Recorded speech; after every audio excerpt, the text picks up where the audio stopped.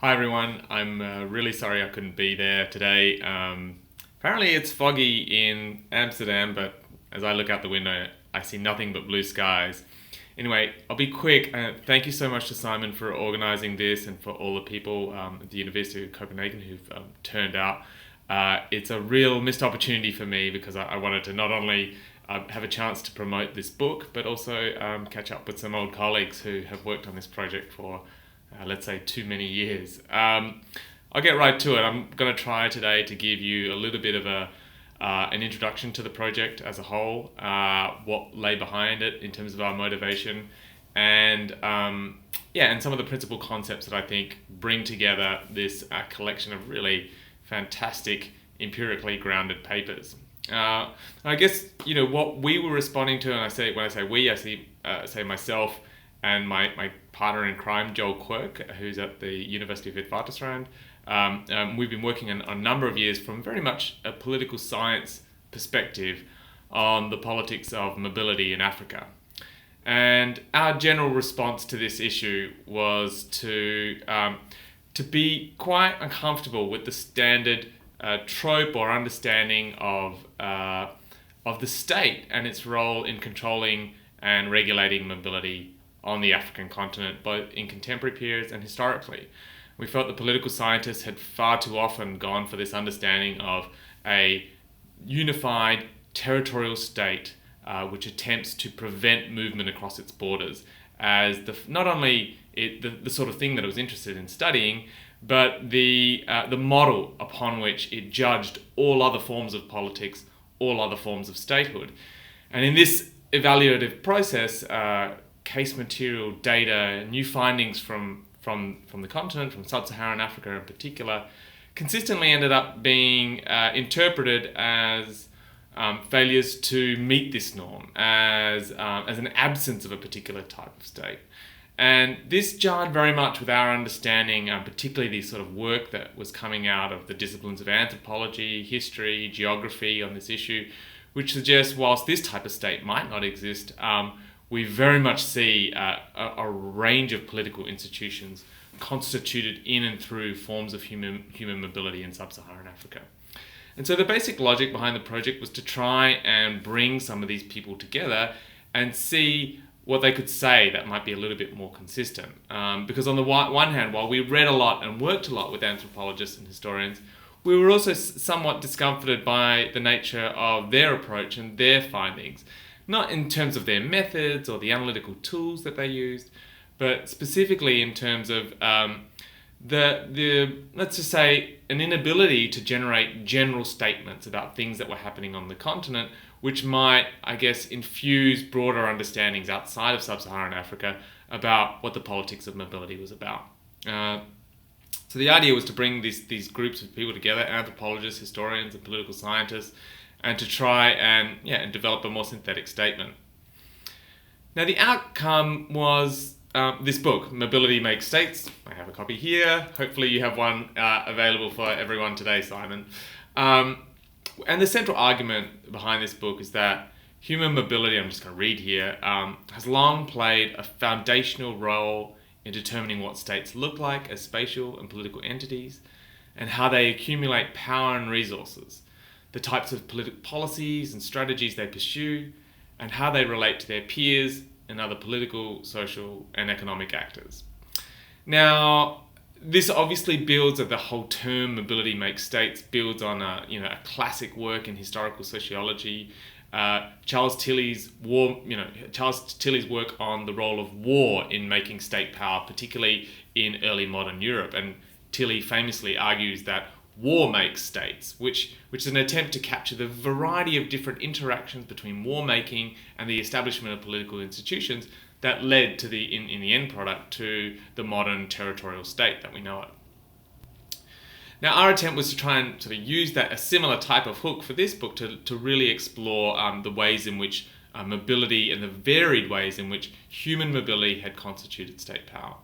So what do we come up with broadly? Well, it's a typology, basically, that suggests that there are, and it's an alliterative typology, there are three types of intersections between mobility and state power: prevention, promotion, and portability. And I'm going to just quickly unpack that for you and give you a sense of, I guess, some of the themes that are covered in the book as a whole. So prevention is the standard trope, right? The idea that states attempt to prevent the movement, particularly of immigrants across their borders. And this is their fundamental default position. Works like Jim Holyfield's work, John Torpey, all focus on this model of the state. And while we agree that that is definitely a key element of what states do on the continent, it's also not all they do in terms of just prevention. For example, we find various forms of carceral states that attempt to keep people still in camps scenarios, in detention centers, and in various other ways of trying to immobilize the movement of people that don't involve the prevention of movement across borders. We also see there's some work on some of my work on the segregated city in South Africa, and some more work on various forms of slavery or forced labor in Africa. You're going to hear about some of that today, where prevention is the main orientation of the state, but this doesn't mean prevention of immigration across state borders. So prevention is a more varied phenomenon that we've usually paid attention to. The second concept, and this is where we really start to build out of the normal literature on this topic, is to talk about promotion as something that is core to state power.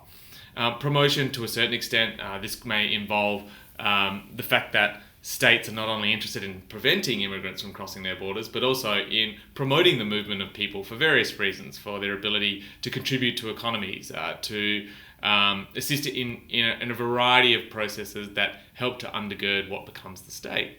But also, I guess the key element here for African states is the promotion of movement under the aegis of empire, right? A lot of African states were constituted through the forced and free movement, but promoted movement of particularly colonial nationals, but also a range of different subject groups within empire, within the African continent and sub-Saharan Africa.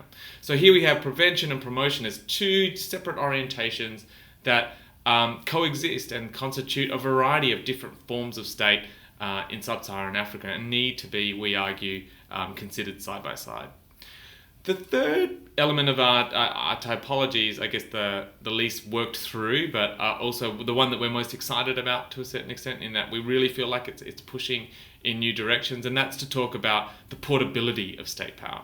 What do we mean here? Well, to the extent that states themselves are composed of moving people, human beings, physical bodies, we believe that the movement of people contributes in a major way to the movement of state power. And okay, so the empire example is one that we've talked about, but there are a variety of ways in which we talk about this in the book. Pamela Gupta's work on the decolonization of the state of the Lusophone Empire in both Portugal and Mozambique was a major contributor in this respect, in that she was talking about how the deconstruction of the imperial empire, of this empire, required, to a certain extent, mass movements of people as the state physically picked up the belongings, its human belongings, and moved it in other directions, dispersed them to other colonial sites. So the concept of portability is our attempt to get at this fact that whenever people move, so too do the contours of state power. And I guess that's the third element of this tripartite typology, prevention, promotion, and portability, which we feel broadly help to cover the range of different forms of political institution that we see on the continent, and that are not simply an absence of this model of the preventative anti-immigration state. It's very much a model of quite powerful states, but states that we haven't been able to understand because we operate with this kind of myopic lens, or at least definitely political science has for a long time now. That's mostly what I have to say.